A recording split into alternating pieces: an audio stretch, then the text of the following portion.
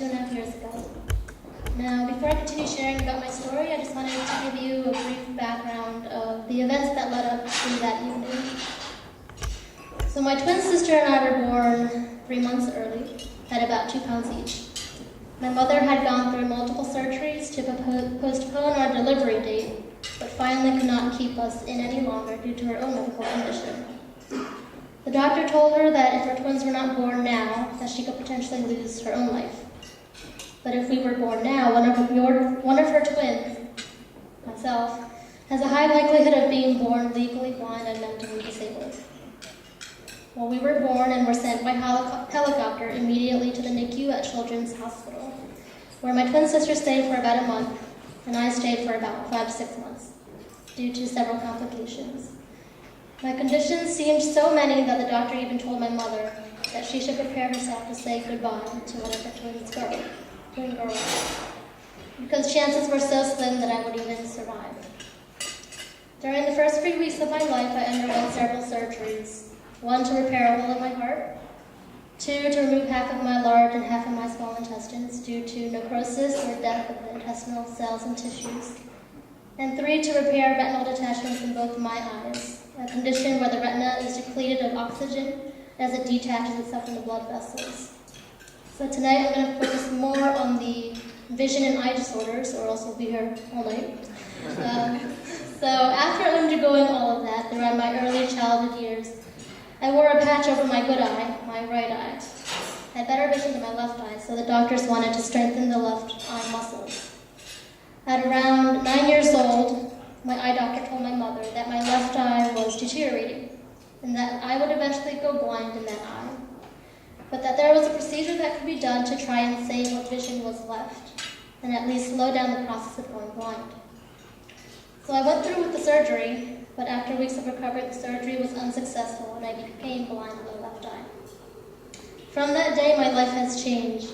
My mom was a strong advocate for me in school, making sure that I had access to large print books, even bulletproof glasses to protect any possible injury to my right eye. Pretty much anything and everything you could think of, she would try and do to protect what vision I had left. And at the time, my eye doctor said that the condition of my right eye should remain very stable and that there should be no vision loss unless I had a serious injury to that eye. So I took whatever protective measures to maintain that eye and went on with my life. Well, on the evening of April 4th, 2011, an event took place that I will never forget and one that I never expected. It was a Sunday evening and my husband and I were having dinner with his parents at a nearby restaurant. Halfway through dinner, I started getting pain around the bridge of my nose and above my right eye.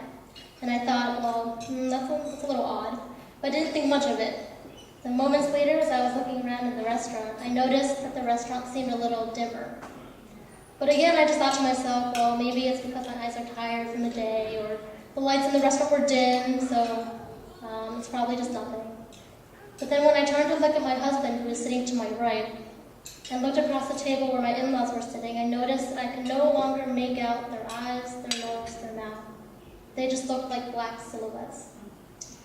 At that moment, I sensed that something was wrong, but I didn't want to make it a big deal out of it in case it was really nothing. So I sat through the rest of dinner silent while my husband did all the talking. So the pain around my nose and right eye were getting worse, and my vision getting dimmer, but it wasn't until we finally finished dinner, stepped outside of the restaurant, until I knew that something terrible was happening. When I looked up at the street lamps, there were rainbow-colored rings around the light. I looked at a passing car, and there were rainbow halos also around the car lights. I panicked and turned to my husband and kept repeating, "Something's wrong with my vision, something's wrong with my vision." We quickly walked to a nearby CVS store that was brightly lit, just to see if it would make any difference. And I walked in there and panicked even more when I realized that I couldn't read any of the signs in the store. I couldn't read any labels of the products on the shelves, and everything just looked so blurry. And that's when I knew, let's get to a hospital as soon as possible. So we first drove to the emergency room of a local hospital, and this must have been around 11 p.m. or so. We were in the parking lot, and my husband had gone in to find out where we should go. And I was sitting in the car, frantically trying to dial my mom's phone number to let her know what was going on. When I looked down at my phone, I couldn't see the numbers that showed up on my screen as I was dialing the numbers. So I panicked and tried to dial the numbers based on what I knew of the phone keypad, and dialed the wrong number 3 times before I finally heard my mom's voice on the other line. And the first thing I said to her was, "Hi Mom, it's Kathy. Something's wrong with my vision." And I tried to hold back my tears as I told her what had happened, and that I was in the parking lot of the hospital and was going to get seen. There was silence on the other end, and I knew my mom was trying to hold back her own tears, since she had just received one of the most heartbreaking news she could ever hear from her daughter, who she had always tried so hard to protect.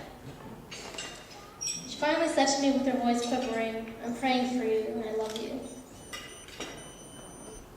When we finally got seen, I remember sitting in the hospital bed. The pain over my eye had gotten worse, and I was starting to feel extremely nauseous. I asked for a trash can, and I immediately vomited. And then the nurse came in to ask us questions. And I remember looking in her direction and telling her, "I can't see what you're wearing or what color you have on, but all I can see is the outline of you sitting in that chair." A physician's assistant came to take my eye pressure and told me that my eye pressure was normal, and that they had called the on-call doctor, who ironically was my retina specialist that I had seen 3 years ago, and told me that the eye doctor said that my name sounded familiar, and that he suspected it was probably just another retinal detachment based on what he knew of me, and to come in the next day in the afternoon to see him at Georgetown. So the nurses gave me meds to control my pain and nausea and sent me home. And we must have spent at least 3 hours total there, leaving with the diagnosis of retinal detachment. We were exhausted by the time we got home, and I could barely see anything except shadows by that time. We sat in the car debating whether we should accept that diagnosis and go to sleep, and wake up to see how things were then, or to go to another hospital. My husband called his sister-in-law, who was in med school at the time, who then called her ophthalmology friends to ask for advice, and they all suggested going to a nearby teaching hospital with more resources. So my husband called his parents, and they came to pick us up, and we drove to George Washington Hospital. And it must have been about 1 a.m. or so by that time we got there. And by that time, as I was walking through, I must have, to the emergency room, I could not even see the front desk, or the person sitting at the desk. All I could sense was that the lights were on, and that was about it. I couldn't even see the chairs that they told me to sit in. The pain had gotten so bad it was almost unbearable. It felt as though my eye was going to burst from all the pressure that was building up within.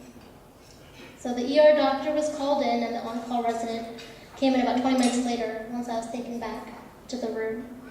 I remember laying in that hospital bed thinking in my head, "God, is it really time?" I knew that going completely blind was a possibility sometime in my lifetime, but I didn't think that would happen until I got older. At least, in my mind, I thought at least 60 or 70 years old.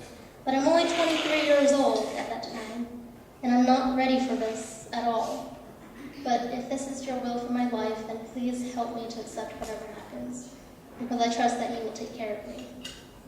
So I must have appeared very calm, as I was explaining to the ER doctor how I was already blind in my left eye, and that now I couldn't see out of my only good eye that was left. And he made a comment saying, "Wow, you're staying very calm for what you're going through right now." And I remember just looking at him going like, "Huh." And that's all I said, because inside I was panicking and trying to make sense of everything that was going on. So the doctor ran some tests, took my eye pressure, which was 55, and normal is under 20, and diagnosed me with narrow-angle acute glaucoma. Now, when I first heard that, my initial thoughts were, glaucoma? Okay, I thought that only happened to the elderly. But apparently what I had was the uncommon type of glaucoma, with the most common being open-angle glaucoma. And the doctor explained to me that I had narrow angles in the front of my eyes, and that the angle had closed, which blocked the route of aqueous humor, which is the fluid in the eye that is supposed to flow in and out of the eye. And the blockage had caused pressure buildup in my eye, which is what's causing the eye pain, the nausea, and the decrease in vision. So this must have been a really rare situation, because they gathered a few residents around my bed, and I became a teaching moment for them. of how they should not assume a diagnosis based on a patient's past medical history, like what happened at the first hospital I went to. Some of the residents even took time looking into my eye to see what were narrow angles between my iris and my cornea. And they immediately began eye drops to try and reduce my eye pressure, but that wasn't working fast enough, so they connected me to an IV to speed up the process. The residents held up fingers and asked me, "How many fingers am I holding up?" And all I could say to them was, "Well, I can't even tell that you're holding fingers up in front of my face, because I can only sense light and dark at the time." But slowly, as my eye pressure decreased, I was finally able to make out some color. And the ear doctor was by my bedside, and I excitedly told him, "Hey, I think I can see what color you're wearing." And he said, "Okay, what color am I wearing?" And I said, "White." And one resident, I heard her say, well, close enough." So I figured it was probably some shade of some light color that I guess I got wrong. But any bit of improvement was something to celebrate at the time. The doctor then suggested that I undergo a laser procedure called an iridotomy, in which they create an escape hole in my eye to allow fluid to flow through and prevent blockage in the future. So at about 2 a.m. or so, I got wheeled over to the outpatient center to begin the procedure. They put numbing drops in my right eye and held my eye open by placing a lens directly on top of my eye, so I couldn't blink at all with that lens. And they began shooting laser to begin creating a hole. But although I had numbing drops, I could still feel burning pain every time they would shoot that laser. And as they continued, the pain would increase with every laser shoot. And I remember I had tears rolling down my cheek because of the pain, and also from having to keep my eye open for so long. So after 15 minutes, they decided, well, I think this patient needs a break. So they gave me a 15-minute break, and then I would go back and do the same thing, 15 minutes laser, 15-minute break. And the typical time for this procedure is typically 30 minutes. But I ended up doing that procedure for about 6 hours, and that still wasn't the end of it. Finally, at about 1 p.m. in the afternoon, this is the next day, they said that they had finally made a breakthrough. An escape hole had been created that would keep the fluid moving, but that it was too much for me to go through, so they told me to go home and rest and come back in a few days to finish up the procedure. Well, the next day when I woke up, I had sharp pain in my right eye that wouldn't go away. And when I went to get it checked out, they said I had a corneal abrasion, or a cut, on my cornea due to the lens scratching in my eye during the procedure. So they postponed the second procedure until I had healed from the corneal abrasion. And all I did at home was stay in bed because the pain was so unbearable. Whether I opened my eye or kept my eyes closed, it seemed like there was nothing I could do to make the pain go away. After it finally healed, I went back to do the second round of laser, and this time it took about 2 hours before they finally were able to make a large enough escape hole. Within the 3 weeks of recovery since that evening, I had gone back to GW Hospital at least 10 times for either checkups or procedures. And after my second procedure, I was able to at least see where I was walking and make out blurry objects around me and see some colors. So I remember one afternoon I had gone to a restaurant with my twin sister, and I took a look at the menu and I realized I can't read the menu, and the words are too blurry. And I remember feeling just hopeless, wondering if this is all the vision that I would get back. And then we went to the bookstore, and I realized, as I was flipping through the books, that, well, I can't even read the words on the page. And I can't even enjoy browsing through the bookstore anymore because I can't see what I'm reading. In my workplace, Lynn's house had sent me a card, and I remember opening it and just crying because I couldn't read what they had written because it was so blurry, so my husband read it to me. So many everyday things that I used to take for granted. And I felt like I couldn't seem to enjoy anything without my vision. And I remember feeling very depressed during this few days, wondering what my life would be like now with such poor vision. When I went back for checkups at the hospital, they said that there was still a lot of inflammation from the procedure, and that once the inflammation goes down, that I could possibly get some more vision back. And that gave me some hope. And sure enough, after 3 weeks of recovery, I'm thankful that about 80% of my vision in my right eye had returned. Today, I still have trouble reading street signs.